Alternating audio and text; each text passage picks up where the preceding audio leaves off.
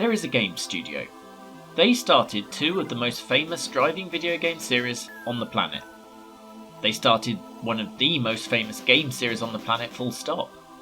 They produced one of the first driving games with a proper track editor. They produced one of the first driving games with a proper career mode. They did home computer conversions of Outrun and Metal Gear. They released games on the PC, Amiga, ST, Commodore 64, Atari 8-bit, Apple II, NES, TurboGrafx-16 and Game Boy in their original incarnation, and on literally everything in their second. Their founder is one of the most infamous people in video games. They are, by some measures, currently the biggest software developer on the planet. And yet, if I say the name Distinctive Software, I'm probably going to get blank looks from a lot of you. There is, though, almost zero chance you've come to a video like this without playing at least one of their games. Probably several. In fact, if you want to play along, everyone stand up, and then sit down when you hear a game you played during this video. I promise there's going to be very few honest people standing up by the end of this series. But let's go back to the beginning.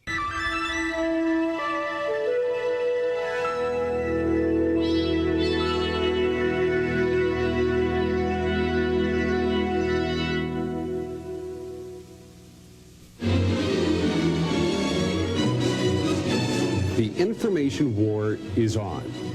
It seems that nearly every day someone finds a new way of giving us facts. Reports, printouts, analyses, forecasts, reviews, updates.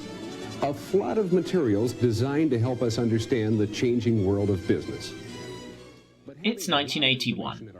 The home computer revolution is just beginning. What we know of today as the PC doesn't even exist yet. MS-DOS is still called 86-DOS. Up in Canada, a 17-year-old called Don Mattrick decides that he's had enough of working part-time jobs on construction sites to save for university and starts to look for something more interesting. He took an intern position at a local computer store and learned quick, both about computers themselves and how to program them. He decided that it would be excellent to see something he made being sold in his store. He collaborated with his friend Jeff Sember to write a game called Evolution on the then state-of-the-art Apple II. You have to remember here that we're a year before even the ZX Spectrum. This is early in video games. And as such, Evolution is actually pretty advanced. Its 6 levels feature 6 distinct gameplay styles, each representing a different step of evolution from amoeba to human. There's certainly variety in those 6. The amoeba has to eat whatever the hell those are, while avoiding whatever the hell those are. Once you get enough, you move on to the frog, for some reason labelled as a tadpole and looking more like a rejected Star Wars ship design. Instead of swimming, he has to run along the bottom and jump up to catch flies, while avoiding the fish, making this underwater with the flies. I'm thinking Don may not have a biology GCSE. The rodent is some sort of Mr. Do clone, which might be unfair since that game hadn't been released yet. Moving on, the beaver has to make a dam. Prehistoric human needs to knock his food out of the trees using oranges. He's apparently not considered eating the oranges. And finally, the human is some kind of post-dystopian Smash TV nightmare I'm fairly certain they expected no one to ever reach. I didn't. This footage is from the game's track loop. Don went to a local publisher for feedback, and during the meeting, the founder gave the game to his 10-year-old son, who ended up enjoying it so much, Mattrick exited the building already holding an agreement to publish the game. Sydney Development Corporation duly released Evolution in 1982. With development costs of roughly bugger all, Evolution was a commercial success, offering something different at a time when virtually everyone else was just ripping off arcade machines, but making them even harder. And at least in its home market, having the advantage of being the first commercially released game ever to be produced in Canada. Using the money from the sales of Evolution, Mattrick and Sember decided to start a company, and Distinctive Software Inc. was born. In 1983, they appeared on Canadian show Front Page Challenge, where a panel had to guess why people were newsworthy. Don's on the left, entirely recognisable if you've seen him recently. Jeff, on the right. No. Is it an entertainment that takes place electronically? Yes. It's television, then. Good going. Is that television we're after? Mm-hmm. Are we after a television win? A win? An award? Oh. We're not after an award? No. Though it is an award? No. But are you a television actor or performer? No. Or team. Two of them there, at least. You're right, there are two guests there. Could it be Wayne and Schuster? Could be, but isn't, no. It's not Wayne and Schuster. Are you currently on Canadian... Unsurprisingly, the panel of whatever the thing before baby boomers is did not guess their special skill. And the interview afterwards is notable for immediately covering the perils of computer games. I've been led to believe that these games turn your brain to mush, that you turn into some kind of a monster. Do these games really affect kids? Not in the way you're describing. I mean, they give us a lot of fun and entertainment, but I don't think they have any detrimental effect on our brains. At least, I don't think so. You're not going to come over and bite me in the neck or something to prove your point. Who invented it? Did you work on it together? But then the interviewer quickly gets down to the more important stuff. Profit. It's on the market now. Red Cross North America. Have you made any dough yet? Well, we went out and bought a couple new sports cars last week and have our universities paid for and that sort of thing. So we've made a bit. You've done all right. Well, that's good. And then somehow the even more important stuff of impending nuclear winter, relating to the end of the game evolution. But this is a fairly cynical game in that, as I understand, the end of this game, everything is destroyed in a nuclear holocaust. Is this right? Well, we weren't trying to make some kind of political statement, but it seemed a convenient way of turning the game back to the beginning. All too convenient. I share the cynicism of the game. I think it's going to be difficult for you kids to die of old age unless your generation does something about the nuclear situation. I hope that you're taking this into account, or else that you spend all the money you get right away, because I don't see the world lasting much longer. What do you think about that? It's a very worthwhile point. You wonder how much you can do about something like that, though. Well, we had a guy on last week, a diplomat, who said you could do quite a lot, so I hope you'd listen to him. How long is... The panellists may have mocked, but both the young men in front of them would be in the games industry for longer than they probably had TV careers for, even if only one of them would see DSI through to the end. Meanwhile, though, completing university was the priority for Mattrick, and so it took a couple of years for them to get into their stride as developers. Between 1985 and 1987, DSI produced and converted several games for publishers Accolade. Already, the twin DSI themes of sports and simulation were to the fore. Fight Night was the first one. You can tell it's early because DSI aren't even credited. Sydney Development are instead. Look at that credits list though. This is the work of Don and Jeff. It's also another Apple II game, so it's basic as all get out to play. It turns boxing into a 2D fighting game with very simple controls. For the time, there's probably not too much to argue about here. Although, fans of this channel, and Rise of the Robots, are probably not failing to notice me winning this fight here by simply holding up, left, and fire. It turns out that after all this time, Rise wasn't the worst game in the world. It was just a tribute. It's pure arcade to play, but the simulation mindset comes through in what surrounds that. There's training and sparring modes, and even a create-your-own boxer. None of which hides, these days though, that there's no depth to this one at all. It's sold well though, magazines generally recognising that the gameplay was very much more fun than precise. In the UK, this was the first we saw of DSI. Like many American games at the time, it was imported on several formats by British publisher US Gold, now long part of Square Enix.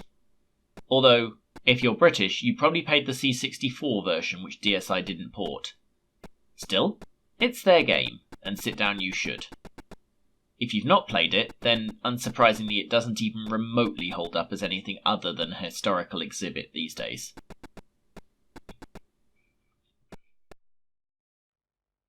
This is the first time most of you will have unwittingly encountered DSI.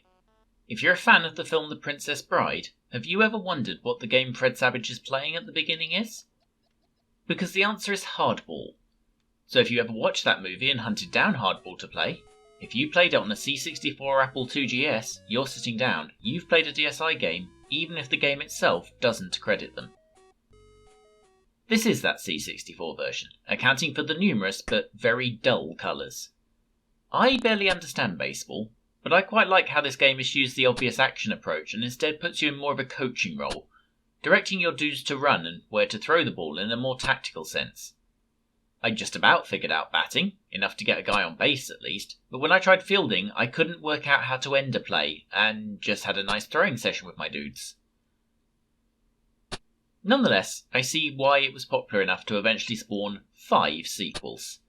It was Accolade's best-selling Commodore 64 game by the end of 1987, at which point Fight Night was third, and another game DSI had a finger in, Ace of Aces, was second.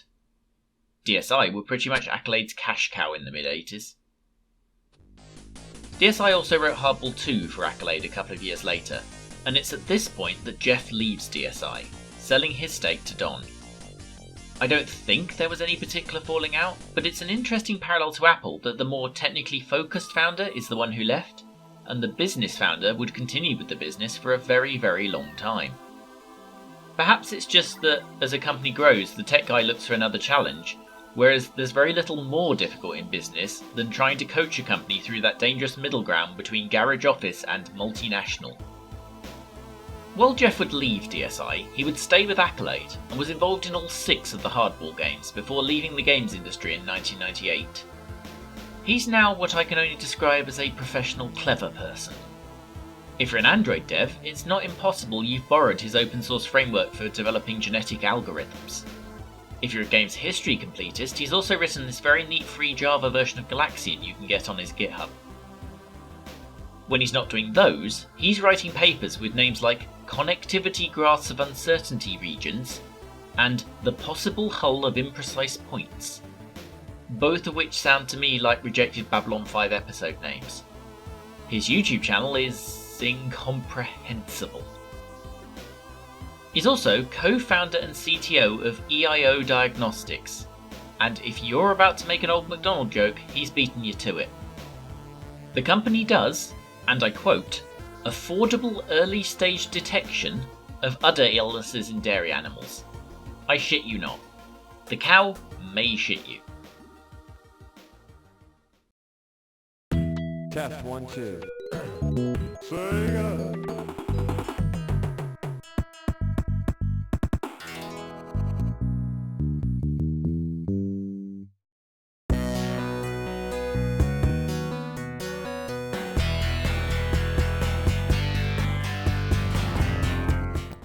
If you're wondering why I'm showing you the Mega Drive game Comic Zone, it's because I always thought it was a completely original idea. Turns out, not so much.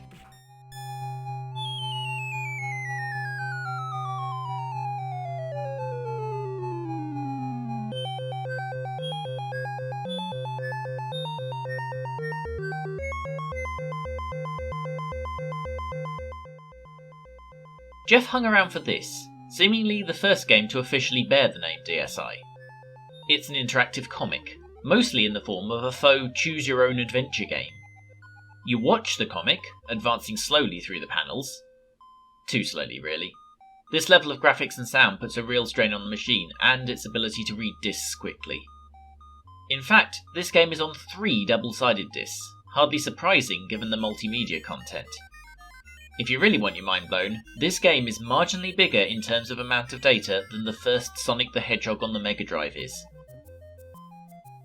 Incidentally, I'm pretty certain that page turn effect is a hull of imprecise points. Certainly it's going to be Jeff's work, it's exactly the kind of maths he's now known for. Those comic sections are probably overlong, but you do get those choose-your-own-adventure style choices, which, if got wrong, do see you lose a life. The plot is also convoluted. In Side A, you'll get the briefing from the boss to go investigate, fly to Berlin, try to break into a house, save a guy from what appears to be a Hoover for some reason, get tickets to a show, meet a woman trying to sneak backstage, ask her out, and then get kidnapped and dumped in a shark tank. Eventually on side B you get to one of the interactive sections, in this case trying to climb across the ladders to get the keys to escape that shark. It's simple, but at least breaks up the game. There's apparently 8 of them in total according to the handy menu practice feature, which should mean more than 1 per disc side, but given the only one I got to is on side B of disc 1, either they're packed into the end sections or you can accidentally avoid them.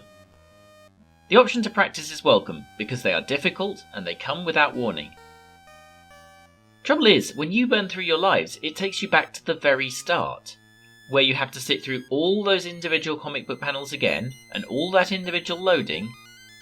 And there's something of a false choice, since frequently I found 2 of the 3 choices led directly to death. So these days it's a frustrating beast without the technical appreciation. It really though puts me in mind of it being probably the first interactive movie. It's doing exactly what the likes of Dragon's Lair, Night Trap and Ground Zero Texas tried to do, but with a fraction of the technology. And DSI should be commended for that. But probably from afar. Still, it meant that DSI was getting a reputation for both reliable delivery and technical competence, both valuable things to have in the high release cadence, low individual unit price world of 80s games. And they were also big enough to survive Jeff's departure.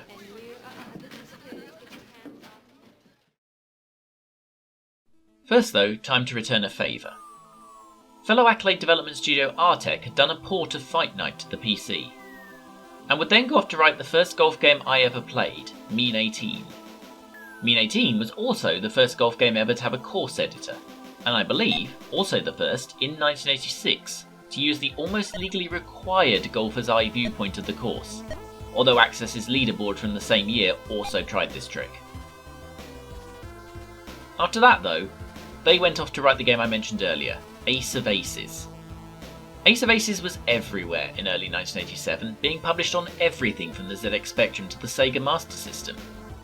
While working on their next and biggest thing to date, DSI took time to take care of ports to both of Atari's 8-bit computers. And that big thing we shall look at next time. Join us next week to find out how DSI broke through to the big time, how they created one of gaming's most famous driving game series, and how that led to a messy split from the publisher they called home.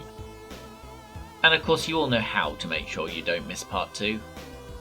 Evening all.